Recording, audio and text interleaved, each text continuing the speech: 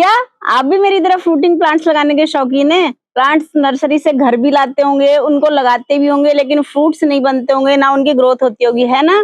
तो फिर आज की ये वीडियो है आपके लिए ही स्पेशल। तो जी बेस ही अगर हमारा मजबूत नहीं होगा तो फिर घर हो चाहे प्लांट हो चाहे इंसान हो तो अच्छा ग्रो तो नहीं होगा ना कुछ तो उसमें कमी रही जाएगी। तो जी आज करते हैं हम ये फ्रूटिंग प्लांट्स के रिपोर्टिंग की बात। नर्सरी से प्लांट्स लेके आई हूँ मैं इस बार, और आज मैं आपके साथ सॉइल मिक्स पूरा अच्छे से शेयर करूंगी। इसमें क्या क्या मिलाते हैं, क्या क्या माइक्रो न्यूट्रिएंट्स होते हैं, क्या क्या फंजीसाइड होते हैं, सब कुछ। फ्रूटिंग प्लांट्स के लिए ना मिट्टी का न्यूट्रिशनल रिच होना बहुत जरूरी है, क्योंकि फ्रूट्स जब हमारे प्लांट में आते हैं ना बहुत एनर्जी लेते हैं प्लांट्स की। इसलिए अगर प्लांट्स में अच्छा मिट्टी, अच्छा उसका पोषण नहीं होगा तो वो बढ़ेगा भी नहीं, ना फ्रूट्स देगा, ना फल आएंगे, ना फूल आएंगे। इसलिए सबसे बेस्ट कंपोजिशन क्या होता है ना सॉइल का, आप 50% ले लीजिए सॉइल। मतलब मैं ये छोटे टब है इसके 5 टब ले लूंगी सॉइल, 3 और 4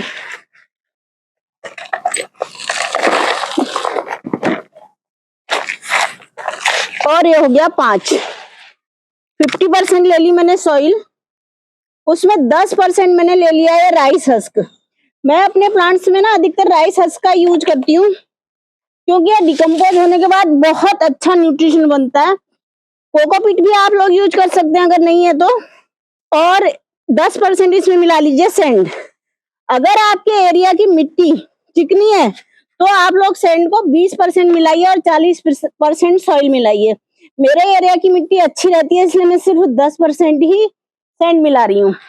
अब इसमें मिला लीजिए सबसे इम्पोर्टेंट, बहुत अच्छे से सड़ी गली, देखिए गाय के गोबर की खाद मंगा रखी है मैंने।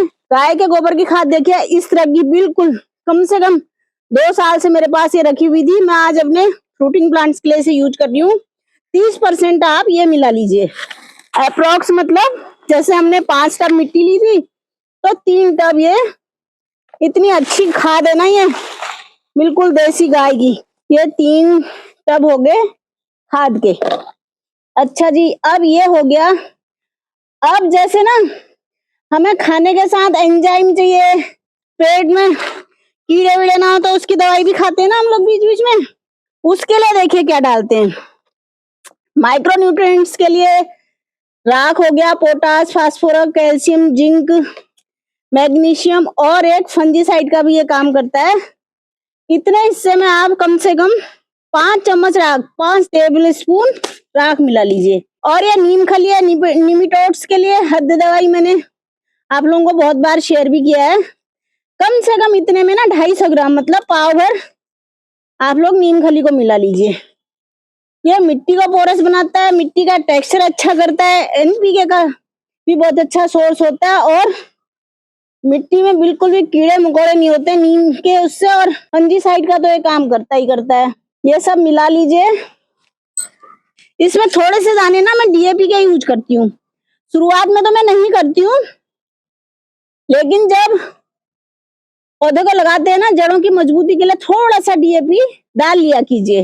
अब इस पॉटिंग मिक्स को बहुत अच्छे से मिक्स कर लीजिए, बढ़िया तरीके से मिक्स कर लीजिए अच्छे से, ठीक है। ऊपर नीचे कर लीजिए ताकि अच्छे से मिक्स हो जाए। अगर आप लोग चाहें ना तो पॉटिंग मिक्स को पहले से भी तैयार करके रख सकते हैं, बहुत अच्छा रहता है। मेरे पास तो इतने प्लांट लगाती हूँ ना, बनी हुई कभी भी मिट्टी होती है यूज ही हो जाती है। अगर 10-15 दिन बनी हुई मिट्टी रहे ना तो ज्यादा अच्छी हो जाती है, क्योंकि वो बढ़िया से मिक्स हो जाता है सब कुछ उसमें, और मिट्टी में गुण ज्यादा अच्छे हो जाते हैं उससे, ठीक है जी। मैंने पॉट में नीचे से पूरा ईंट के पीस रखे थे, और मैंने बहुत बार अपने वीडियोज में आपको शेयर कर रखा है कि मैं किचन कंपोस्ट डालती हूँ अपने पॉट्स में नीचे से। देखिए 1/3 मैंने सब में किचन कंपोस्ट भर रखा है अपने पॉट्स में, ये देखिए पूरा किचन कंपोस्ट। अब इसके ऊपर मैं सॉइल मिक्स को डालूंगी, ये देखिए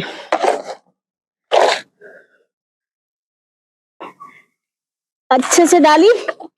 उसके बाद इसमें प्लांट बैठा देंगे।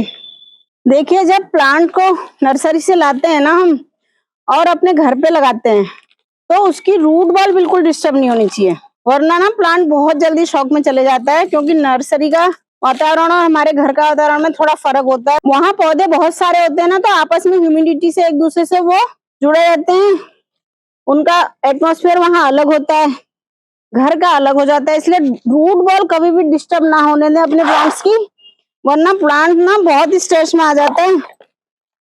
क्योंकि वहां नर्सरी में तो पता नहीं क्या एंजाइम्स, क्या और लोग पेस्टिसाइड वगैरह बहुत कुछ देते रहते हैं, हार्मोन्स स्प्रे करते रहते हैं, और घर में हम नॉर्मल सॉइल में लगाते हैं इनको। तो फर्क होता है नर्सरी की और घर की सॉइल में। देखिए एक प्लांट ये लगा के दिखा दिया मैंने। और हमेशा याद रखिए, प्लांट ग्राफ्टेड प्लांट होते हैं अधिकतर उतना ही मिट्टी होनी चाहिए जितना नर्सरी के पॉट में रहती है। ऊपर तक मिट्टी ना करें, बस यहाँ तक ही इसका पॉट था और वहीं तक मैंने भी मिट्टी रखी है। देखिए, क्योंकि आप ऊपर को करेंगे ना तो प्लांट खराब हो जाएगा। ग्राफ्टिंग से बिल्कुल ऊपर नहीं होना चाहिए।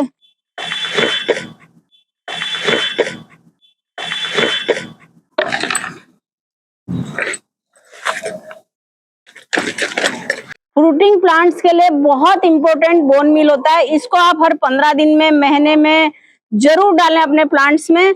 और अभी रिपोर्टिंग करते समय तो डालना ही डालना है। देखिए 12 इंची पॉट है, उसमें मैं 1 टेबल स्पून सारे पॉट्स में मिला रही हूँ। ये देखिए, और ये बहुत इंपॉर्टेंट है। आप जाइए मार्केट में, जहाँ सीड शॉप होती है वहां मिलता है ये। इसको जरूर डालिए अपने प्लांट्स की अच्छी ग्रोथ के लिए, बहुत ही अच्छा रिजल्ट आता है इससे। और एक दूसरा बहुत इंपॉर्टेंट पता है क्या चीज होती है? ये होता है ये एप्सम सॉल्ट। जब भी आप अपने प्लांट को रिपोर्ट करें, एप्सम सॉल्ट जरूर मिलाएं, क्योंकि प्लांट को स्ट्रेस में जाने से बचाने के लिए एप्सम सॉल्ट से अच्छा कुछ भी विकल्प नहीं है। इसको जरूर अपने प्लांट्स में 1-1 चम्मच, 12 इंची है तो 1 चम्मच, छोटा है तो आधा चम्मच डालिए वाटरिंग करने से पहले। अच्छे से धीरे धीरे वाटरिंग के साथ मिक्स होगा और प्लांट बिल्कुल स्ट्रेस में नहीं जाता है। चाहे किसी भी सीजन में आप अपने प्लांट्स की रिपोर्टिंग कर रहे हैं तो नर्सरी से प्लांट लाने के बाद, ये देखिए सबको अच्छे से मिक्स कर दीजिए। जब आप वाटरिंग करेंगे ना तो ये धीरे धीरे मिट्टी में एब्जॉर्ब हो जाएगा, पौधों की जड़ों में जाएगा और पौधे बिल्कुल स्ट्रेस में नहीं जाते हैं इससे। मैंने आप लोगों को आज बेस्ट पॉटिंग सॉइल बनाना बताया, जो कि फ्रूटिंग प्लांट्स के लिए बहुत बहुत जरूरी होता है। अगर आप लोगों को ये वीडियो समझ में आए तो जरूर से मेरे को कमेंट कीजिएगा, मुझे अच्छा लगेगा, मेरे को अप्रिसिएशन मिलेगा, ताकि मैं और अच्छे अच्छे टॉपिक्स आप लोगों के सामने ला सकूं। आज की वीडियो यहीं पे पूरी करते हैं। जय हिंद, जय भारत, नमस्कार।